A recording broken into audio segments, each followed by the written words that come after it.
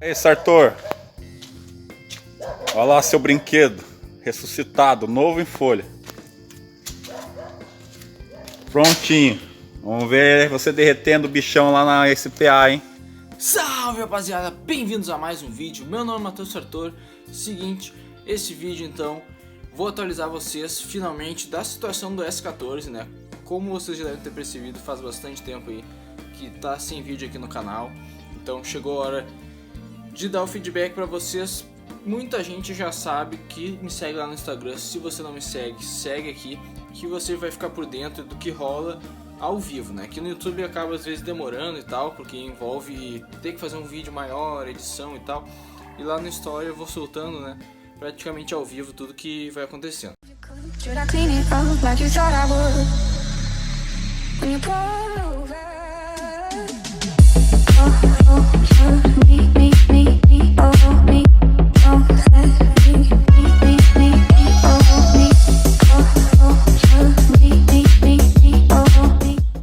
Então, resumindo para vocês, o S14 já está praticamente pronto. Vou mostrar daqui a pouco aí as imagens para vocês.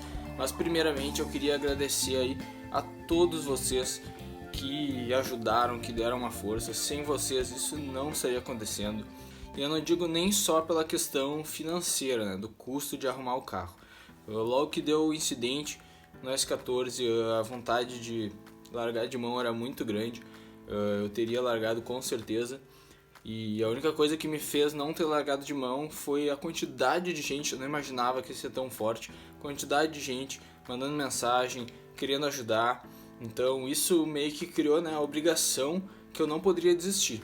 A respeito de todo mundo que queria me ver aí de volta às pistas, que queria me ver bem, que queria ver o S14 voltar aí, eu tinha que dar um jeito, né, de me recompor e fazer tudo acontecer.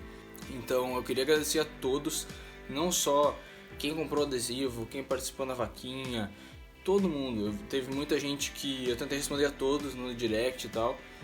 Teve muita gente que mandou mensagem que não tinha como ajudar financeiramente, mas que, né, tava desejando tudo de melhor, tava acompanhando, que sempre seguia aí quando a gente pedia, né, para dar aquela força, conseguir os patrocínios, que sempre curtia as fotos, assistia os vídeos. Isso aí também é muito importante. Então queria agradecer de coração aí a todo mundo, todos que ajudaram da maneira que podiam. Vocês fizeram isso acontecer. Então, se o carro tá assim, sintam que isso é graças a vocês. Também queria agradecer a Pneu Free. Eles também estão sempre junto aí com a gente, ajudando. Também ajudaram aí na reconstrução do S14. Então agradecer de coração a eles. Quem não segue a Pneu Free e está bem por fora, eles são meus patrocinadores aí de pneu, rodas, e nos ajudam sempre que pode. Então eles também deram uma força aí para o S14 voltar para as pistas aí para a segunda etapa. Então bora mostrar para vocês aí como é que, pelas umas fotos e vídeos, como é que ele ficou lá no Hashimoto. Então, como vocês podem ver aí nas imagens, a gente já aproveitou para alargar mais o carro, tanto a frente quanto a traseira. Muita gente aí estava comentando nas fotos, por que as rodas estão para fora e tal. Na verdade isso ocorreu porque a gente não tinha tempo hábil de montar todo o carro e ainda acertar o body kit conforme a largura que eu fosse preferir. Eu preferi um carro mais largo do que a gente imaginava no primeiro momento, e aí por isso as rodas ficaram para fora, não tinha como ajustar isso, né? Como vocês viram, o carro ligou a primeira vez no dia do evento praticamente. Então, resumindo, ele ter andado naquela primeira etapa já foi um milagre, assim. Ele veio mais largo já na frente para cobrir as rodas, e na traseira também uma espécie ali de Rocket Bunny, não 100%, porque eu já não optei por fazer o Rocket Bunny desde o início, porque o carro fica muito largo. Então eu acho que para aquela largura o carro teria que fazer mais testes, mais potência e tal. Eu achei que ia ser largo demais, né, para fazer um kit inteiro Rocket Bunny. Então, agradecer também ao Márcio Hashimoto, né, que parou tudo que ele tinha na oficina para poder fazer o carro voltar a andar. Sem ele também isso não iria acontecer. Então ele puxou todo o carro, desentortou. Ele tinha outras 14 na oficina para tirar de base de medida, que é muito importante, né? A gente desentortar ele e conferir com um outro chassi igual se as medidas estão batendo, né? É a única maneira de saber que o carro realmente desentortou. Então ele fez toda essa parte de desentortar o carro e ainda fez toda a frente tubular. Então, como vocês estão vendo aí a gente fez uma frente bem reforçada, já para evitar, né, futuros acidentes e também para deixar o carro mais rígido possível. Ainda adicionamos mais uma Bash Bar na frente, onde toda colisão que o para-choque tiver vai encostar na Bash Bar.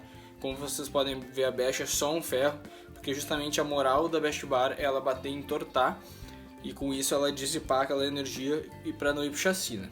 Então o carro já está bem reforçado, estilo Fórmula Drift mesmo. A gente pegou bastante padrão lá da Fórmula Drift, analisamos o que a gente preferia esteticamente, o que a gente preferia, né, no nosso gosto pessoal, que a gente achava que era melhor. Decidimos por esse setup aí. Podem ver que ele está bem reforçado.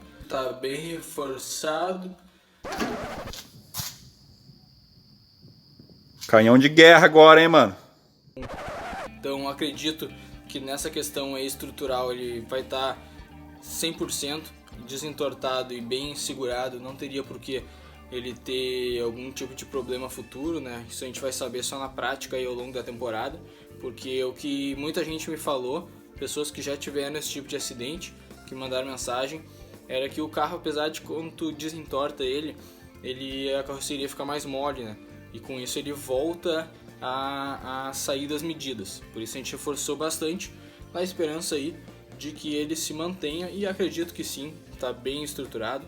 Já vi outros carros até da Fórmula Drift fazer esse processo que a gente fez de desentortar e reforçar e continuarem andando. E então, para agora, segunda temporada do Super Drift Brasil, que vai acontecer dia 1º de junho em Piracicaba. Vamos estar lá com a S14 andando. Vai ser também uma luta pro Lúcio, né, da oficina Power Over, que é quem monta o carro pra gente. Vai ser uma luta que ele vai ter praticamente 5 dias para montar todo o carro, colocar o motor no lugar, arrumar alguma coisa que estragou, por exemplo, as balanças deram uma rasgada, bracinho traseiro, alguns quebraram. Arrumar tudo isso, botar o motor, passar no dinamômetro e levar para o alinhamento, tudo isso para a gente chegar lá no Super Drift, né, com o carro impecável. Outra coisa que muita gente fala é o freio de mão.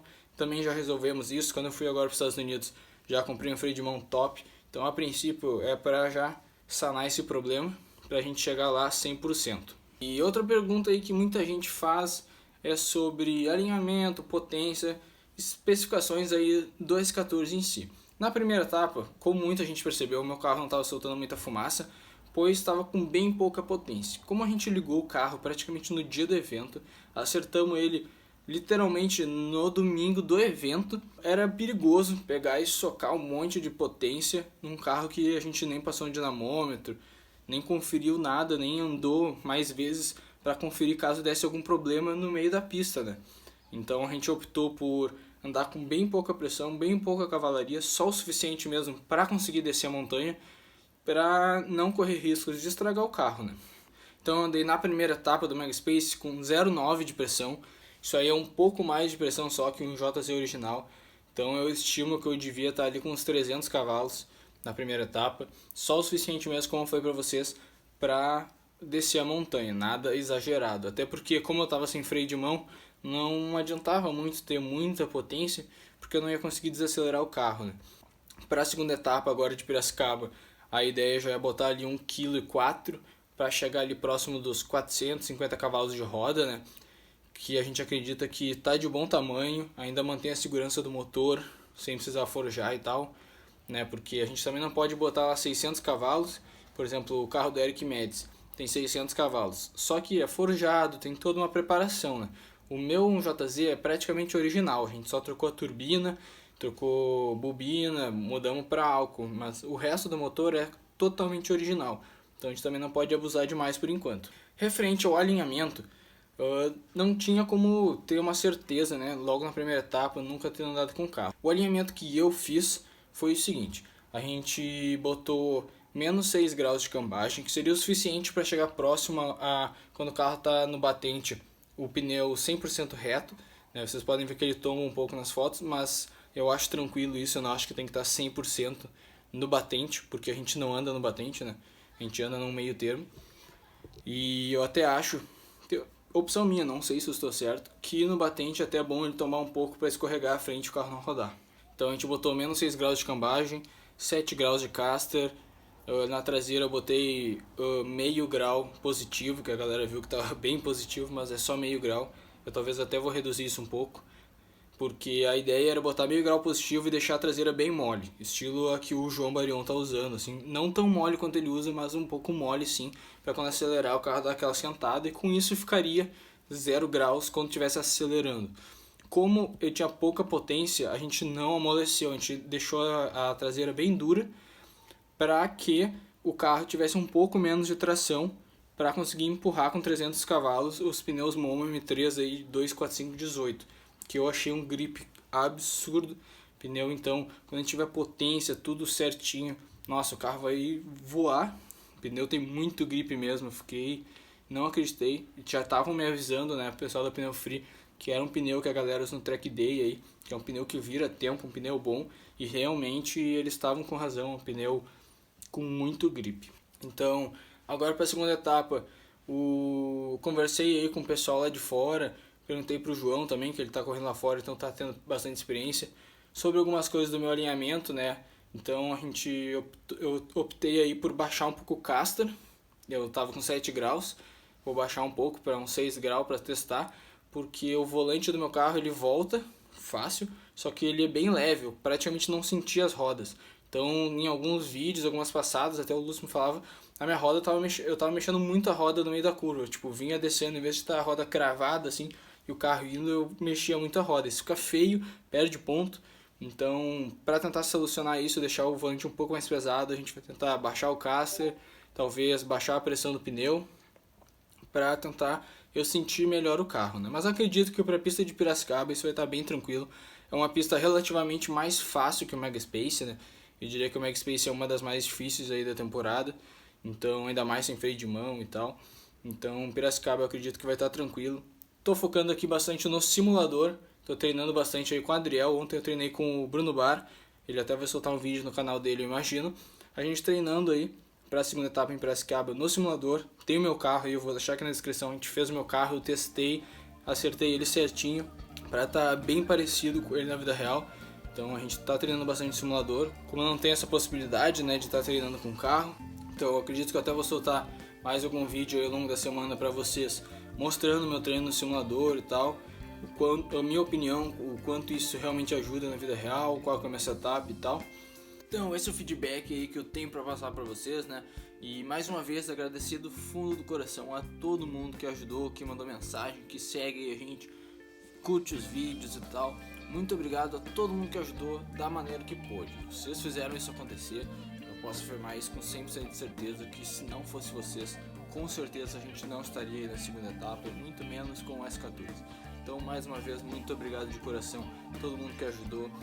Ao Márcio Hashimoto, que desentortou o carro, a Pneu Free, ao Lúcio, que sempre faz a correria praticamente impossível, a galera nem acredita, e sempre estamos lá presente no evento com o carro 100%. Então, muito obrigado a todos aí, valeu e até mais!